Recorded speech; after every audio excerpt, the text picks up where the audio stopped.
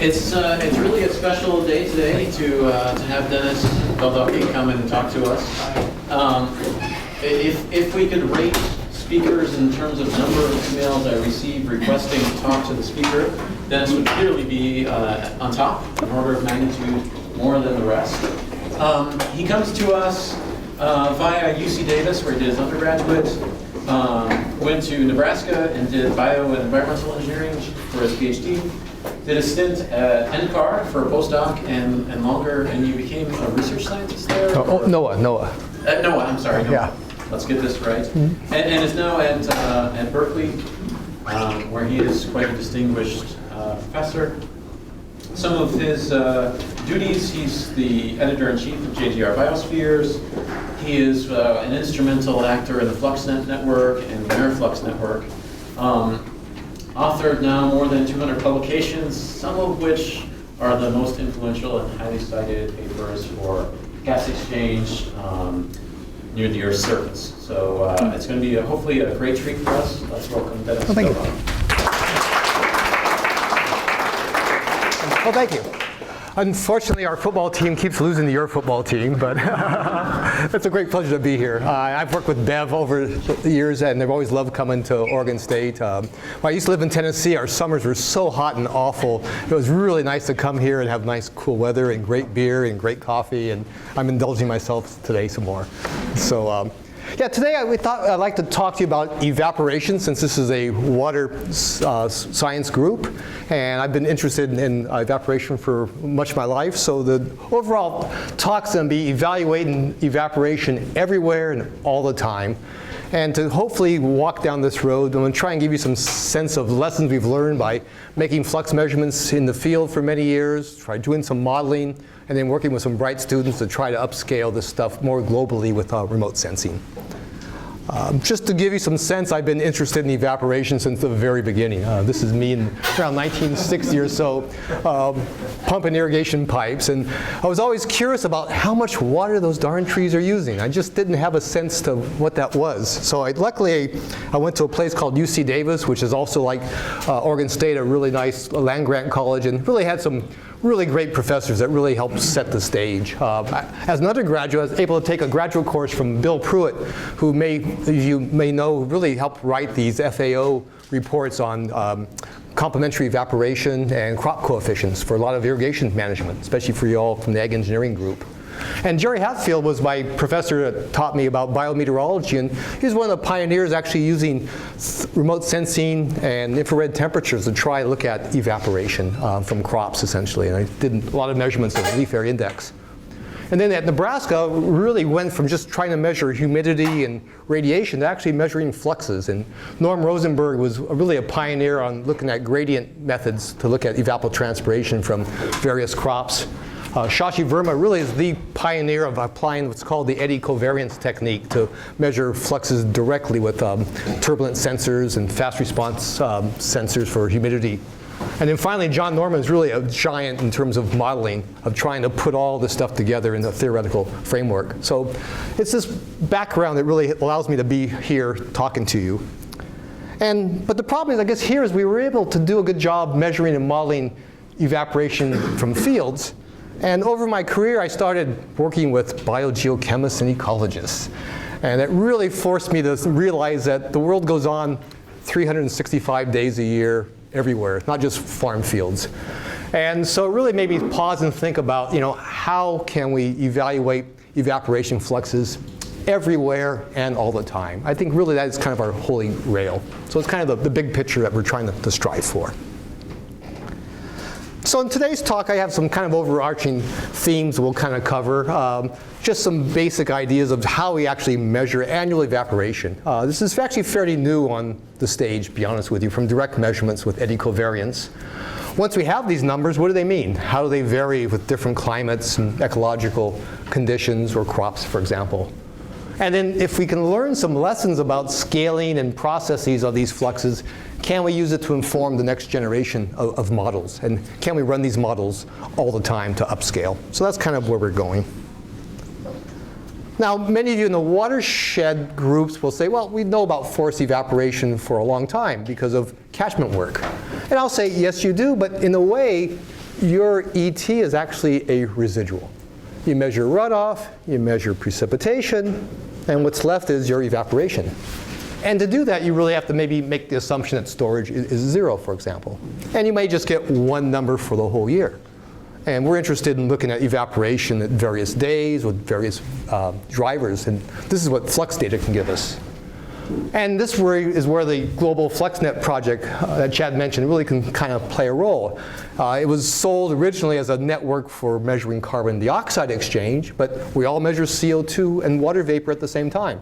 So there's really an untapped, underutilized resource there. So we'll really build into that. And a friend and colleague, Han Dolman, who's a professor of hydrometeorology in the Netherlands, actually in a nice paper in Geosciences recently says, it's becoming possible to routinely measure evaporation and soil moisture based on surface and satellite-mounted observations. We can therefore move away from merely closing a water budget towards considering all components and dynamics of the hydrological cycle based on observational evidence from fluxes and states. So this is really kind of our preamble of why I'm here and the topic I want to talk about. So just kind of give you some perspective of the FluxNet network. We aren't everywhere all the time yet.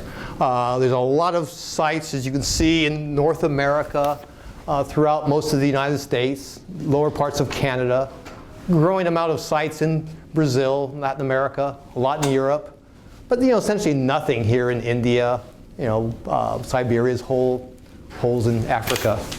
But the good thing is we do cover the climate space of the world fairly well. This is just a simple map of precipitation and temperature, and each dot would be that datum for a grid point on the Earth's globe, essentially. And so you can kind of see the climate space that occurs in the real world, and the black dots are flux tower sites. So it's not a perfect point, but Still and I were talking about using Bayesian analysis and looking at probability distributions to kind of integrate climate space. And so there is some promise that if we cover the climate space well, maybe we can cover the flux space well, and maybe we can integrate from a sparse network. And these are kind of goals. For those of you who might be unfamiliar with that ecovariance technique, I mentioned under its most ideal conditions, it is a direct measurement of the flux between the vegetation, soil, and the atmosphere. And essentially, this flux density, it might be the moles of water per meter squared per second, is essentially a product of what's called W prime and S prime. W prime is just a vertical velocity, essentially. And we measure it every fraction of a second. And since you're getting the updrafts and downdrafts of the air, within that package of air will be the mixing ratio of carbon dioxide or water vapor. And we measure that also every instant, essentially. So essentially, you can see we're measuring the covariance between instantaneous fluctuations. So this would be the mean, a mean trend of a time series. This would be that instantaneous vertical velocity. We'd have a similar time series for the mixing ratio, multiply them together, average over a half hour, and you have a flux without touching the system, essentially. There are assumptions. One is we have to assume steady state conditions. So we're assuming the atmosphere is steady in terms of its temperature and humidity and CO2 concentration over a half hour. And it may vary by 10% or so, but it's a kind of a gross assumption. We like to assume extensive fetch. So upwind, we want to have it flat. We want to have the same vegetation going on for tens of or hundreds of meters, essentially. And if we're trying to come up with data on an annual basis, we will have gaps. And therefore, we have to figure out, can we fill these gaps using empirical models, essentially, with minimum bias. So this is kind of how we can kind of go on to make long-term measurements. Now, I mentioned that the water and energy flux has a little bit been underutilized from the FluxNet network, and part of it kind of comes from a paper many of us published a few years ago, because we're not seeing good energy balance closure. One of the marks of trying to trust our data is to have multiple constraints. And the idea is that if we measure the net radiation balance at a landscape for a column of land, it should equal the amount of energy going into evaporating water, heating the air, and heating the soil. And these should add up. Overall, we may get about 80% or so. So people worry that we're missing maybe 20% of the energy. Now, I like to retort, maybe a little bit snarky, is that we do much better than physicists who only sample, what, 5% of the energy of the universe? And they get papers in Science and Nature all the time. So I figure, if we're only missing 15, 20% of the energy balance, we can move forward, essentially. But in reality, though, I feel part of it might be a red herring argument, because there's other groups that actually do close the energy balance. This was a global analysis that didn't really control well for how well we're measuring net radiation and how well we're measuring the storage fluxes. But groups like this, with Anders Lindroth, working with Tall Force, make Herculean efforts to measure the storage of the soil, storage of the vegetation. And when they make these extra measurements, they start closing the energy balance. Now, this isn't the total solution. I know Christoph and others are also looking at effects of advection and long wave turbulence that can also play a role. But the point is, if we try hard and hard and harder and measure the storage terms well and pretty well, we start to get much better closure of the energy balance. These are some data from our own studies over the years. And we're always within 10% of energy balance closure. And then I also add, if we start looking at data from watersheds and look at annual budgets, the watershed evaporation in the green dots start matching the eddy covariance measurements, essentially. This is Walker Branch in Tennessee, where I used to work. And this is independent data from Russ Scott in Arizona. And again, their hydrological water balance and their eddy flux measurements work pretty well. So I guess I don't want to indict our eddy covariance measurements per se by lack of energy balance closure, because there's also the possibilities of measuring soil heat flux just around your tower, where we measure the flux of the whole room here with eddy covariance. So there's a scale problem. And often we have a net radiometer on a tower that's about this far from the tower, seeing aluminum and being shaded by stuff. And again, our eddy flux is measuring the whole room. So suffice it to say, I think the numbers are maybe not perfect, but good enough to continue this talk, essentially. So I kind of want to give you a little bit of background of controls, mechanisms, to kind of give us a theoretical basis of where we want to go and how to interpret our data. One of the classic ideas back in the 80s by people like John Monteith and Paul Jarvis was trying to reconcile the vision of meteorologists versus that of physiologists.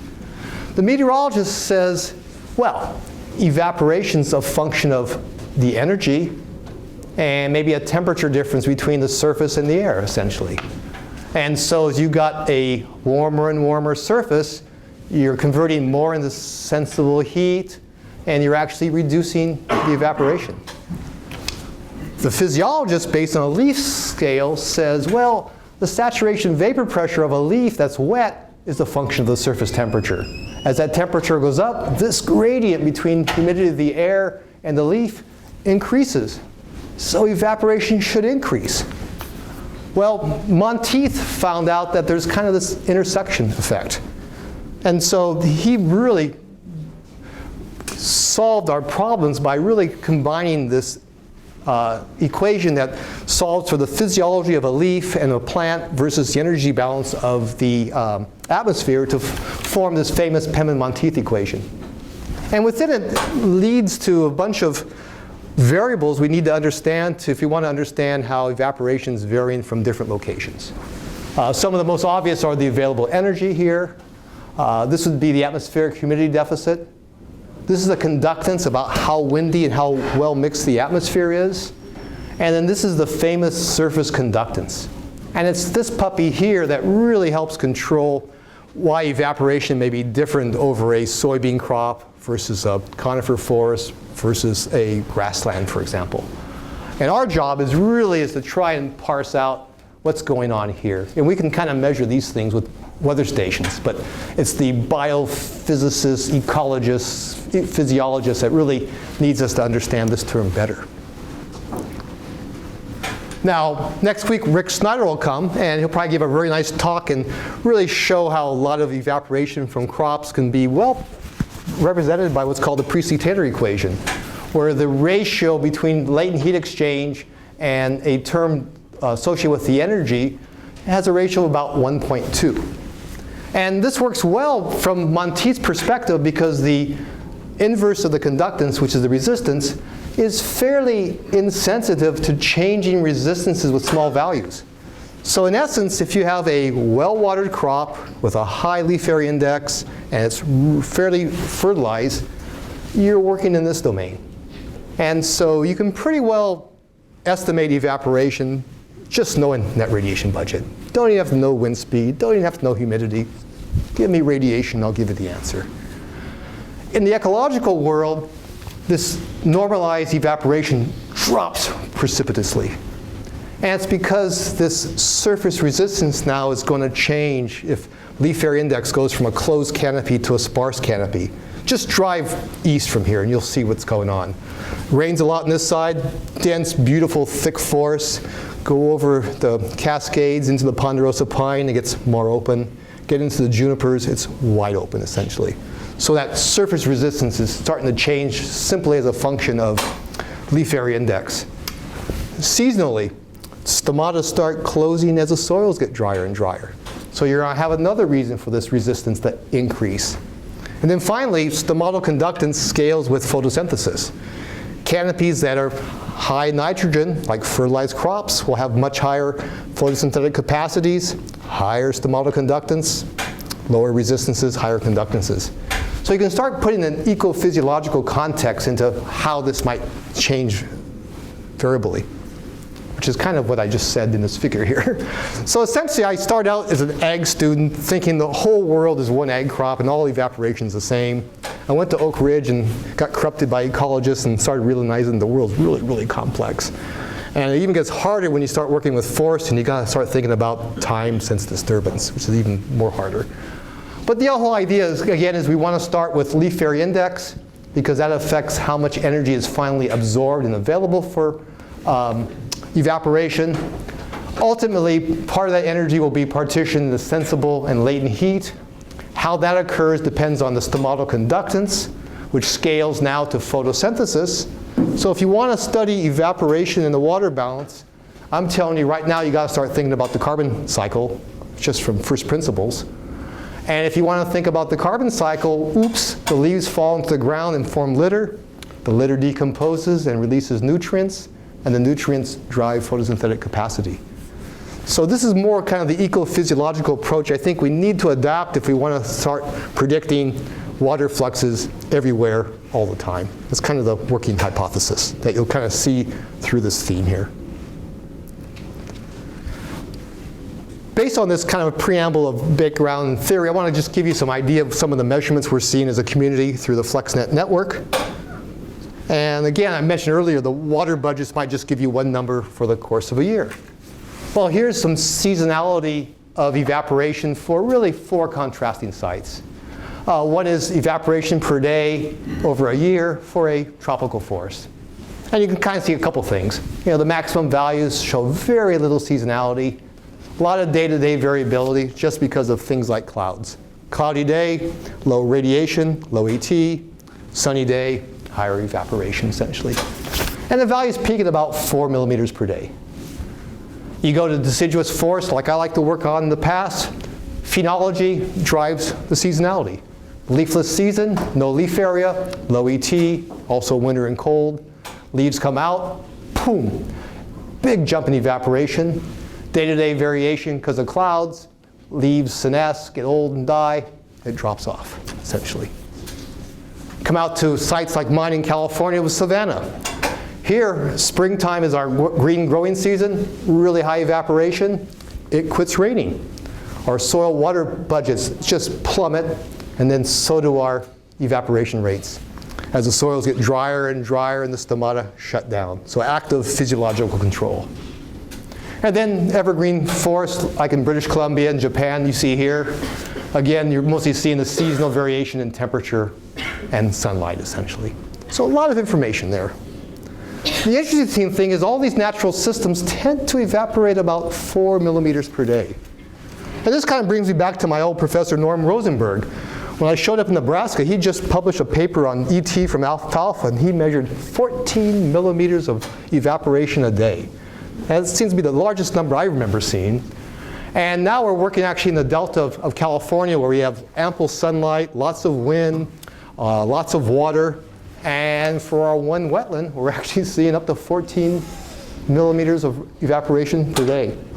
So a lot of the native systems might be in this area here, but as you start going to wetlands and irrigated crops like rice and stuff, you're going to have a much, much higher evaporative demand. So the point here I guess I want to make at this point is every climate, every functional type can have its own unique story of how evaporation occurs from day to day. And if you're trying to manage water, you need to know this high detailed information. So ultimately, from the evaporation database, we can just look at a probability distribution and figure out how much water is lost from all these ecosystems of the world. And you really kind of see in this mode here on the order of maybe 300-400 millimeters per year. You can get some extreme sites, maybe up to 2 meters. Some of these wetter systems, maybe up to a meter. On average, we're seeing about 400 millimeters of evaporation per year. So again, if you're trying to manage dams, watersheds, these are kind of a start of the data that exists. And you can actually go into these databases, download data from a site in a region you're interested in, and kind of look at what the local story is. Historically, these data were interpreted in light of what's called the Budinko model, where they tried to look at this ratio between evaporation normalized by precipitation divided by the potential evaporation, which is driven by radiation, by the precipitation. And what we find applying our FluxNet data to Budinko's ideas is that, yes, his ideas hold. Maybe we see a little bit more scatter, but we definitely have two regions. One is where evaporation is energy limited, as you saw very much in the tropics between sunny and shady days. And then in our more savanna Mediterranean zones, we'll actually see evaporations limited by precipitation. And so even though you have ample sunlight to drive high potential evaporation rates, and if you irrigate that area, you will achieve those high rates, the actual native ecosystems have down-regulated themselves to achieve much lower evaporation rates to meet their water budget. I joke with my students as a biometeorologist, physics wins, biology is how it's done. So plants need to live by these laws of physics. They can't evaporate more water than there's rainfall on multiple years, essentially. And actually, I think this is actually a lesson society needs to take. I know many of us have been talking the last few hours that too often we build our societies, our infrastructure on the surplus years. Our pioneers came west when it was really wet, and we built these big cities and irrigation systems assuming the wettest years. And we have to realize that we should scale for the drier years and live with the surplus instead of have bust and boom, essentially, when we have the real low years that are natural, essentially. Well, what can we do with all this data? Well, it's just some fun things to do. One is just plot evaporation versus annual precipitation, essentially. And it's kind of nice that we start seeing some coherent patterns. We can kind of get a pretty good correlation coefficient just with precipitation, essentially, accounting for maybe 75% of the variation, essentially. So there's some scatter. We want to know that, which we'll talk about a little bit more in a few moments. And we can kind of look at the sources of covariation by just plotting solar radiation now versus precipitation. And now we can account for almost 80% of our variation just with 3 simple budget variables, essentially. So this kind of is a kind of a nexus between maybe an engineering application where you just want to know the water budget versus maybe a more mechanistic, predictive case of really knowing the biophysics and climate stuff. So I think these fields can kind of come together to kind of help each other out, essentially. So if this is good enough for you, maybe use a simple relationship like this that can be drawn by hundreds of years of data by now. Personally, I like to break this back down to this one figure I showed at the very beginning, this plot where I looked at evaporation normalized by the equilibrium rate that's driven by radiation versus this canopy resistance. And when we do that, we start seeing our real data kind of follow in a nice line. We don't see data here. We don't see data here. Nor do we see the line going this way. We kind of see it going this way. And again, a couple things that emerge from this. If you're an irrigated, full growth, fertilized crop, you actually evaporate at what's called the Priestley-Taylor rate, where this ratio approaches 1.26. And this wheat canopy, grown in Boardman, Oregon, not too far from here, was achieving that. And it maintained quite low resistances as a result. People like Chris Still like to study things called C4 plants. Well, C4 plants have evolved to actually have lower stomatal conductances. Corn's a C4 plant.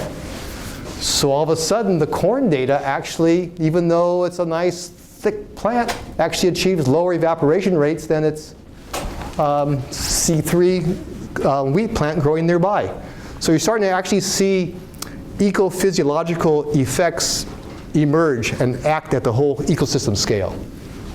Then we can start going to the natural ecosystems, and we start seeing a wider range of conditions. One is the Jack Pine site where both Richard Cuenca and I spent many years and got bit by many mosquitoes. It's in the boreal forest, it's cold, the nutrient cycle is very slow because it's cold. So these plants are nutrient limited. They don't achieve high photosynthetic capacity, so their stomatal conductance is low. Hence they have higher canopy resistances and a lower fraction of energy normalized, or evaporation normalized by energy goes into evaporation. And then finally, our oak savannas go from a really luxurious wet condition in the spring to really, really dry conditions. And again, Richard's working at this site with his soil moisture sensors. So it's nice to kind of see these different data kind of follow up and down the same line that's kind of predicted by theory. Now, one of the points I want to stress is that, again, native ecosystems have evolved to know how much moisture they have. This is where my engineering degree came into play. We were taught as engineers to try to normalize things, essentially. So here we're just trying to understand leaf area index, and we can normalize it by a simple water budget, precipitation divided by equilibrium evaporation, and then by the nutrients. And so ultimately what happens is that canopies that have less rainfall are established ecosystems that have lower leaf area indexes. This is clearly true in our savannas we see, essentially. You only get the highest leaf area indices where there's surplus precipitation, and it needs that extra push with extra nutrients, essentially. So fertile soils and high rainfall, essentially, which is at this far. I worked in Oak Ridge, Tennessee, a nice deciduous forest, leaf area indices of 7. I'm working now here in California in Oak Savanna, leaf area indices of 0.6. And they all kind of follow up and down this normalized rule. And I see this, the farmers knew this. I grew up in Oakley, California, where they grow grapes. Chad was just across the river from this site recently. And these are really premier old growth vineyards. They're rain fed. And the farmers found that they had to plant these grapes a long ways away from each other. Otherwise, they wouldn't sustain themselves. Driving up I-5 today, I saw lots of vineyards. And they were stacked one on top of each other. You know, the stress actually is kind of nice here. It kind of gives the wine an extra nuance, essentially. And there's actually a premium for these old growth grapes, essentially. But if you tried to replant these things at high densities, it probably wouldn't work unless you irrigated. So in some respects, we're always kind of reinventing the wheel. And it's kind of nice to take cues from nature. And I also want to stress this idea that stomatal conductance is scaling with photosynthesis, and photosynthesis scales with leaf nitrogen. Again, these are ideas emerging even going back with Detlef Scholze in the 90s, where you can see even in our own data, conductance of stomata, photosynthesis, scale nicely. The capacity of photosynthesis will scale nicely with leaf nitrogen. And then you kind of pull these data together, we'll see that maximum stomatal conductance scales with nitrogen. The bottom line I'm trying to say here is that if we want to try again model fluxes everywhere all the time, we need to tie the water budget to the carbon budget, and we need to tie the carbon budget to the nitrogen budget at least. I know a lot of people ask me about phosphorus. I won't go there, but this is at least probably good enough for now. And ultimately, if I put all this stuff into my CanVeg model, we now find that the canopies with the highest leaf nitrogen and photosynthetic capacity and leaf area now achieve the so-called Priestley-Taylor evaporation rates that I showed a few moments ago for the wheat crops in Oregon, for example. One of the problems with the Darby-Monteith equation is how do you assess that conductance? if I prescribe it and stick it in the equation, it works well. But I need to know what it is. And that's the big bugaboo. And so the next question is, can we apply ideas like the Baldocchi approach that's used at leaf level to assess stomatal conductance? The idea of the Baldocchi approach is that stomatal conductance is simply a function of photosynthesis times relative humidity of the leaf divided by the CO2 concentration. And it's a simple model. It's empirical, but it's pretty robust, and we use it quite a bit. And so we've now been trying to apply this at the canopy scale by trying to plot independent measurements of photosynthesis, humidity, and CO2 with inverted calculations of stomatal conductance from the Penman-Monteith equation, and it's not too bad. So with a few cases, maybe this is a way to tie together carbon balance and water balance. Because the point I guess I want to make is that people like Bev and Dave Turner and others have done pretty successful estimating photosynthesis from space with remote sensing. So if we can estimate photosynthesis from space with remote sensing, can we now assess canopy conductance from space and then stick it into our energy balance models to estimate evaporation? That's kind of where we're going. Again, the engineering in me, add more equations, more tunable parameters. Don't like that. The beauty, though, of ecology is sometimes things scale and actually have some order to them. And that's one of the nice things of the Baldocchi approach is that, yes, there's some variability, but this Baldocchi factor is on the order of 10 for a lot of ecosystems. I'd say maybe 10 plus or minus 10% or so. And the question is, what happens at the ecosystem scale? And again, we have some data that it's not, again, a little noisy, but it kind of hovers around 10. So if we want to make some first order guesses of the Baldocchi approach for our global model, at least based on these data, let's just assume it's 10. It's not a tunable factor. It's a constant. We can move on. So far, I've kind of established links between conductance and leaf area, conductance and photosynthesis. I have to go one more step, because there is the reality also that conductance does diminish with soil moisture deficits. And this is kind of one of the whole thrust of ecohydrology is that, again, if we take our evaporation rates and we normalize it by energy, how does this variable vary with soil moisture? And so far up until now, we've really focused on how high this line is when soil moisture is ample.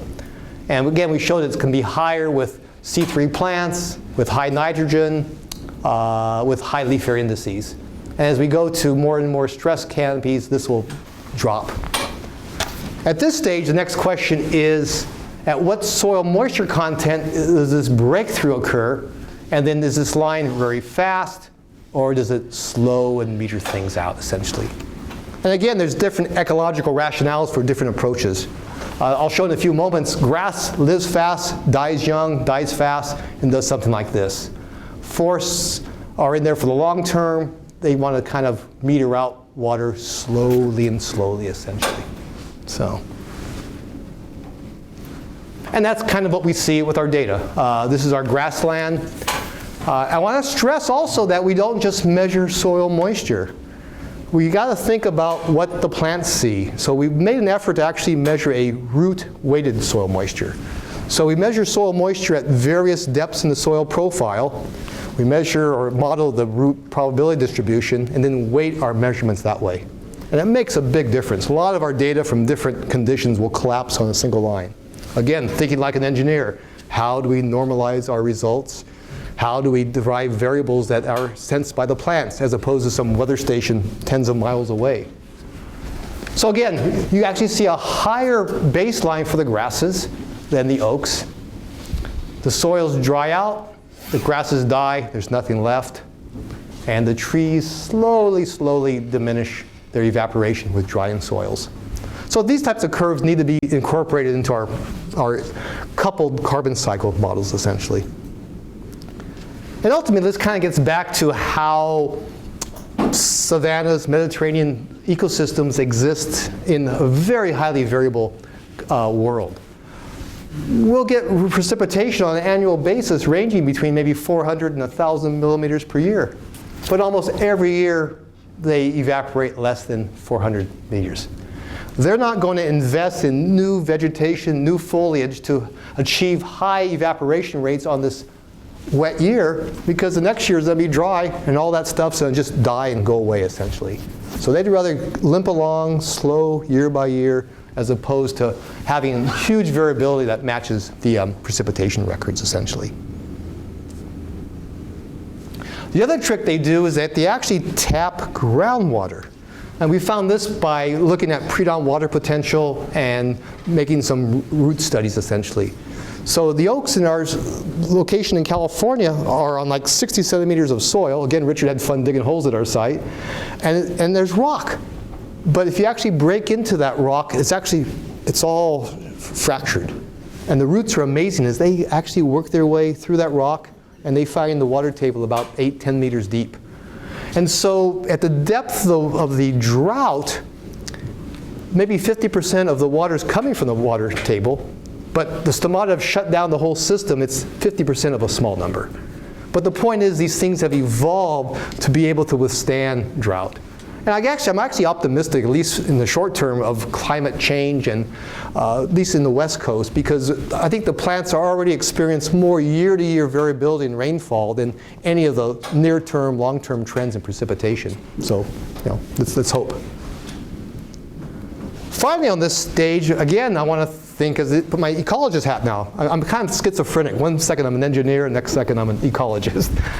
And a long time ago, I always thought all vegetation is green, all vegetation will evaporate the same way. And back in the 80s, when I started reading some of this watershed data from Britain, the idea was to do these catchment studies. And they were trying to get water yield. And they actually found out that there's actually less water yield and more evaporation from forest and grasslands. So there's a lot of concern about maybe deforesting the landscapes to have higher water yield for the people, essentially. But this is also the power of long-term studies. Richard talked about a 30-year, 40-year study. You got to keep these long-term studies going because after a while you find different results. In this study here, they actually found that after a while things swapped lines. A few of you are tree physiologists, and you probably know that as trees get older, the xylems get arteriosclerosis, and maybe the hydraulic conductivity diminishes. And so that's going to start impeding the evaporation from the whole trees. Plus there's mortality, there's trees dying, there's maybe less evaporative surface area. But a lot of these results are conditional. Not only conditional on weather and climate, but on conditions of the ecology of the system and time since disturbance. And I think this is probably an underappreciated paper, but it's one I like to kind of raise on overall seminars like this. So, based on these lessons over almost 30 years of experience, how can we start putting it into a data system to try to estimate evaporation everywhere all the time? Well, I'll throw my hands up and say, well, we can't measure it directly with FluxNet. There's not enough towers, there's not enough people. How do you kind of upscale all those measurements?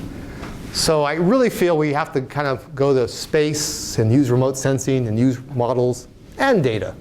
And that's kind of our premise for next. The problem is we want to have this really realistic vision of the world, something that's kind of produced maybe by our famous artists like Bruegel, for example. But our data layers are really much more impressionistic. They're much more coarser, depending on the data layer. He's laughing. It's a reality, but that's okay. It's the best we can do. It's a start. But the idea is how to pull together the data layers and actually to get to all the different data layers that are needed to drive these models, essentially. So our philosophy is actually kind of going back to my biomet course. I had a really bright graduate student, Youngrel Ryu, who was trained in Korea in GIS and remote sensing and landscape architecture. And so it was a nice collaboration of bringing his skills with kind of some of the things we talk about in class. And the idea is to kind of create a data system that couples carbon and water fluxes, that addresses the important nonlinear biophysical functions at the leaf level with local microclimate conditions. So we're really explicitly trying to understand what's going on the shade and shade and sunlit fractions of leaves. This is something I learned from John Norman at the very, very beginning. And again, it's an idea that's not quite appreciated yet. I see a lot of these North American carbon shootout models, and they're not putting this detail into their models, and they're not getting photosynthesis right. And if you're trying to do carbon cycling and biogeochemical cycling, if you're not getting photosynthesis right, you're not going to get the rest of the fluxes right. So we feel this is really critical. Having tramped in the forest for many years at Oak Ridge, we also found that ideally we'd like to see light transfer through a forest following Beer's law, but nature sometimes wants to make life complicated for people like us, and real vegetation's clumped. And so we need to understand a clumping factor for that. And then finally, also working in the field for so long, we understand that the physiology, its capacity, is also seasonal. And you just can't pick one variable from a lookup table and apply it year-round. So we got to put some seasonality and phenology into these models. So this is just kind of the cartoon of our model, essentially. I'll probably go into a little bit more detail. The idea is to try to run this model with just MODIS data. And I think that's probably where the model is so much different than many others. Pierce Sellers, obviously, with his SIB model, has maybe similar types of themes, essentially. But the idea is we'd like to run this model at 1 kilometer scale with MODIS data and drive the MODIS data, or use the MODIS data to have all the variables and forcing functions that go on. One thing I learned from young Rill I hadn't appreciated is that MODIS atmosphere and MODIS land aren't talking to each other. And we needed radiation data that only came from the atmosphere component. And that was on a completely different geographical grid spacing, essentially. So we had to spend a lot of time taking data from one satellite, or one product, to talk and marry the other one so they're on the same pixel type resolution, essentially. Once we were able to do that, we can also try to use MODIS data to get information on humidity. Steve Running's kind of famous for, in fact, Steve Running's an Oregon State guy.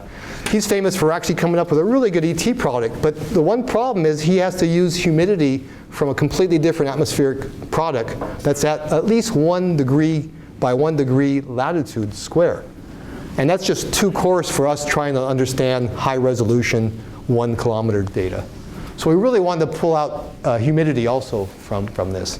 And so ultimately we can run the energy balance model. Because there's photosynthesis, we have to worry about C3 and C4 vegetation. And luckily a guy named Chris Still has a beautiful map that we downloaded.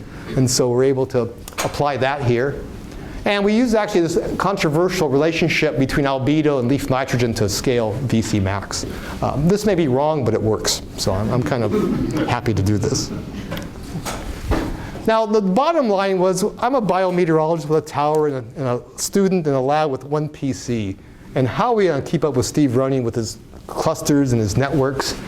And we were really lucky because Microsoft is up the road from us. And this is the fun thing at Berkeley. You sit in your office and people knock on your door and they have, I have a skill, I don't know what to do with it. And you go, wow, I can use that help. And that's what happened. Catherine Van Eggen was trying to do big science.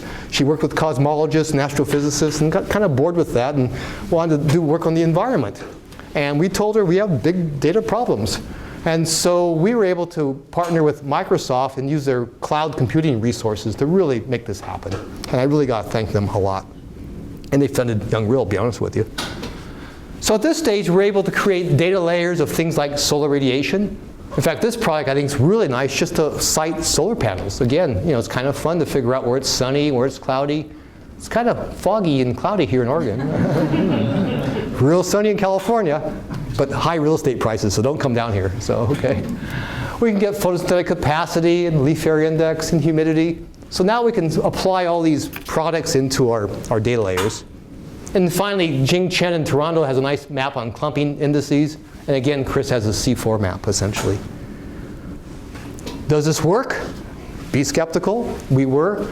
And so we tried to test this a lot. And this is the beauty of the FluxNet network. We have actually independent measurements. This is not tuning. We actually have independent calculations with independent flux measurements. And so this is the tower data. Here's the MODIS-derived information. And these would be like solar radiation on daily integrals, evaporation, photosynthesis. Then you can kind of see the seasonality. So this is just one site to kind of give you some sense. And this is the more challenging one for our savanna. I'll be honest, one weakness of the model, of many probably, is we don't explicitly consider soil moisture deficits, which I talked about as being really important. But we are assuming that the leaf area index is really a good proxy, which I also showed earlier. So if we have some sense of downregulation of leaf area index, that's contributing to a downregulation of evaporation given solar radiation. And at least these data show it might be kind of successful to do that. We then tried to validate this at regional scales using an independent analysis by Martin Young at Max Planck. Essentially what Martin did was actually took FluxNet data and used what's called regression tree analysis and used statistical analysis to come up with spatial maps of fluxes just with the flux data. And so we use that as a kind of an index to compare our ET measurements with Martin's. It's a little hazy here, but this is the one-to-one line. So it's not too bad. And then we also were able to extract data from large basins and look at their ET with our model. And again, the agreement's not perfect. I think the slope's 0.7. But we're kind of getting some good spatial variability, essentially. So at this stage, this is our first attempt to try to calculate evaporation fluxes everywhere, all the time. We can kind of do this on a day, week, month, seasonal basis. You can clearly see high ET in the tropics, kind of up to 2-3 meters, like what I showed from the FluxNet data. Kind of damp here along the coasts. We're getting some pretty good ET numbers. Really dry in the Midwest. You can kind of see all these different interesting spatial patterns. If you're a biogeographer, this is nice data to kind of look at and see what your part of the world is doing. One of the reasons I think this is important, because it kind of helps us reframe what the textbooks say. I see a lot of citations of Kevin Trensworth's paper in BAMS, and so-called water balances of the world are assuming about 72,000 cubic kilometers of evaporation. And yet all the newer estimates I'm seeing from a lot of these models are actually downgrading this down to about 63 to 67,000 kilometers. So I think if anything, that's probably one of the biggest factors we're starting to see. So independent modeling approaches are kind of converging at a much lower estimate of ET from a bottom-up approach than Kevin Trensworth's paper that actually inferred evaporation from the water budget. Okay? So his estimates are just runoffs from the world's rivers, precipitation, and assuming that's ET. And I think if we're trying to figure out where the water's going, 10,000 cubic kilometers is a lot. It's kind of like that missing dark matter of the universe, essentially. So hopefully we're coming up with some new information and better knowledge. Again, is it perfect? Well, time will tell, essentially. But some of you are probably water policy people here. So we want to think about where's their water? What's the water use? One big issue gets back to biofuels. I hear a lot of people say, well, let's put biofuels here. But there's not much water here, and there's going to be low evaporation and low productivity. So we have to start thinking about managing where to put water, where to put crops, and how to use these things, essentially. And so again, this is just for evaporation for a year. I kind of go at smaller and smaller scales. I'm from California, so I'm mostly interested in evaporation in California. And for me, it's kind of fun because I see a couple hot spots. This is the delta where I'm working at. I showed you those 14 millimeters of rain or evaporation per day, and we see these hot spots. We also see some hot spots up here in the Sacramento Valley. It's where they grow in rice. So at least in a conceptual sense, this model is kind of repeating some things that we're seeing from real data. What I don't believe is actually this hot spot of evaporation here in the southern Sierra, kind of south of Sequoia. I don't know if that's true or not. The model keeps popping that out. That's probably something that really needs to be tested. If any of you have been there, have any sense, let me know. And then right now we're working in the Bay Delta, and the big question is, where's that water going? A lot of it's being shipped down south for irrigation. We need to keep water in the delta to maintain fish and habitat, and yet itself is a wetland and it's using lots of water. I mean, this whole area probably using about almost 1 million acre-feet of water. And again, the estimates in the past have been just inferred from water budgets. So to my mind, this is one of the first bottom-up direct estimates of ET from this region. And so it can help us, again, refine our water policy here in California. So I think at this stage I've covered a lot of material. Can kind of wind down in conclusions, and we can have some questions if there's time. So I've kind of shown you the merits and what some of the things we can use from a global database of annual flux measurements. And I want to kind of show you and have you appreciate not only the physical drivers of climate, but also the ecological and biophysical ones, like leaf area and model conductance, and how evaporation may vary from site to site and region to region. And from that, what ecological rules have emerged that have taught us to kind of focus on what's more important in a model than what's least important. I still remember John Norman also criticizing some of the early crop models because he felt they had too many tunable parameters in them. And so I kind of hit in my mind that I want to try to develop models that have model parameters that are hopefully constant and are based on ecological relationships, essentially. Does this work everywhere? Well, probably not. We need to know more about complex terrain, what happens with wet surfaces. But also there might be promise to use this to come up with water budgets independently. And again, Richard's interested in looking at soil moisture from radar, for example, at spatial scales. Can we maybe try to calculate water budgets from models like this and compare with these at larger scales, essentially? So at this time, I'll close, and I thank you for your attention and welcome some questions and comments, suggestions.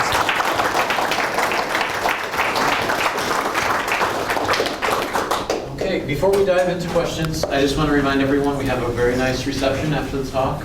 Anyone that wants to stick around, there's some finger foods. I'm not sure what's on the menu today, but hydrophiles always makes great choices. So let's open the floor for questions. Chris. Talk a little bit about the global maps of light efficiency and water use efficiency between the models.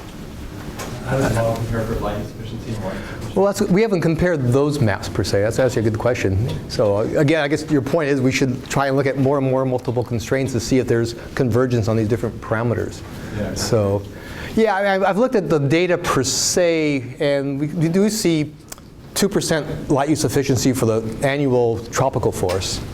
From the real data. But yeah, I haven't looked at that one yet, so sorry. So, yeah. You showed the pretty pictures of the MODIS compared with real data. Mm-hmm. You said, well, this is all good. You said you looked at others. You have a bad one to show. Oh, well, probably. I just didn't show it because I only have 40-something minutes to show. But yeah, I mean, there will be cases where it won't work out also, to be honest with you. So that gets back to the errors and the noise within the system. And again, I think the point gets back to, how good is our leaf area index measurement.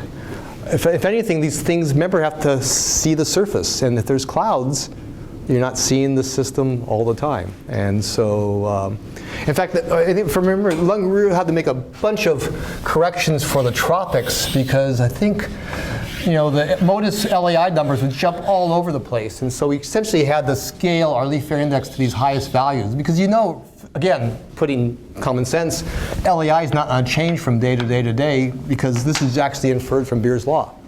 And so we're trying to come up with some refined estimates of LAI. So actually, if I recall, we didn't even use a NASA MODIS product for LAI. We actually created our own from these analyses. So, but yeah, clouds are a big factor. And again, hills, He's in Korea now and kind of adding the complex terrain effects to it. So we'll get some improvements there. So, yeah, Chris. All this, the flux data, the tower data, usually is not corrected for like energy balance closures. So there's techniques out there to close this gap, like the 20% that we usually can, and like using the bone ratio or so, like distributed residual. What's your take on this? I mean, that would increase the latent heat fluxes by like 10 or 20% right. or so. So should we do this before actually comparing it to other independent estimates? So our flux estimate is basically biased? I'm leery of correcting fluxes with corrections and corrections because I think I mentioned from looking at different angles, I really feel we know a lot about spectral corrections and we do apply those. And I think we do that pretty well.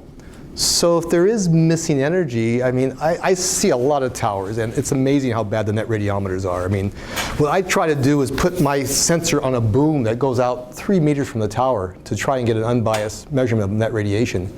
And so many net radiometers are just this way. And what's even worse is that you have it on top of a tower, so you got aluminum here and nothing here. So you got different reflectivities on the bottom from the top. The net radiometer is seeing long wave and short wave. A tower is aluminum with the emissivity of 0.4. So who knows what they're seeing from the upwind and downwind. And then our net radiation, our solar heat flux sensors are just a couple wires next to our tower. And so we're not spatially sampling. And we're in a hurry, so we have maybe 4 or 5 sensors because they're $800 a piece. And so, as many of us say, I think the lack of energy balance closure is like paper cuts, 1,000 paper cuts. You know, it's a little bit the advection effect, it's a little bit the averaging over the hour effect, it's the net radiometer effect, it's the solar heat flux effect. And so if you're starting to correct, are you adding the right terms to correct? So more work needs to be done. Ray Looney has a nice paper, I think, on energy balance closure that kind of puts lots of these ideas together. And there's still the issues of coordinate rotation, and obviously we talked about the sonics and the winds and flows and stuff, and Chad and I were talking on this. So yeah, we have to do the best we can. So is that why EC means endless corrections? That's a good. It keeps us busy. I don't want to retire yet, So it's not perfect, but it's one of the better products we have, I guess I want to say. I don't want to oversell it either, I guess maybe is the point too. So in Latin, I learned as a student, caveat emptor, buyer beware. Yeah. I want to thank you for a great talk. I think it's really exciting to see somebody talk about things like the nitrogen concentration and the precipitation and shade. And suddenly we were reading your journal club today. We were talking about the articles that you had provided, and those kinds of things came up. But what about this? But what about that? So there it was on the screen. So I was excited about that. So then I'm going to ask a question about taking it even further when you've already taken it a pretty long way. What about within the day changes in stomatotal conductance, that photosynthesis is probably happening, that the rates are varying, and so when you're having the highest radiative flux may not be when you're having the highest photosynthetic rates, and so are people thinking about incorporating, within the day fluxes into these kinds of... It's a great question, and it kind of gets back to the idea that I didn't mention this, I probably should have. The satellite just flies over once a day and takes a snapshot. And then we're trying to come up with these fancy fluxes for the whole day that we're measuring, essentially. And this was a big topic at one of our first FluxNet workshops. Bev was there at Lake Tahoe. And a few years ago, a guy named Dan Sims applied this idea for CO2, and more recently my student Young Rill did it for evaporation. But kind of the idea is over the course of a day, so here's time, here's your evaporation, we're going to measure some sort of flux like this, essentially. And then the satellite comes over here and takes the snapshot. So the bottom line is we're trying to scale this flux here to this integral over the course of a day, okay? Luckily, this ratio is kind of fairly constant, because what happens, we also find is, say, you have another day with a low flux, and then you have a lower value here. This is lower than this one here. And this ratio here kind of scales with this ratio here. So I guess one of the things, getting back to maybe your question, is we did maybe quote unquote come up with a tuning scaling factor where we were able to apply the model when the satellite came for this one snapshot, and then we scaled those fluxes over the course of the day with this lessons we learned. So again, we really have to have this marriage of flux towers and models and remote sensing. I don't think we can do this by ourselves with any one field. We really need a community, as Hillary Clinton says. It takes a village. And so I think this is another example of that. But the nice thing is that these scaling laws hold too. So it makes life simple. So we add one more complication, but then if it holds, it makes it a little simpler also. So did that clear? Yeah. Okay, last question. Oh, here. More than one satellite, though, in that region at different times of day. So why isn't the other satellite used as well? Well, I think, if I recall there's Aqua and Terra, and if I recall, we might have used different data sets from different times. So there is the issue of the morning and the afternoon landing, essentially.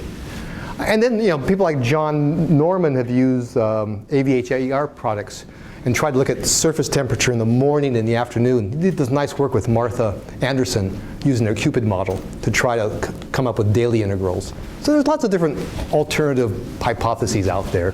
This is just one of many potential. But again, the bottom line is I like about it is we try to marry as best as possible just basic energy balance rules of biometeorology with ecology and remote sensing. So. Okay, great. Let's thank the speaker one more time. Thank you.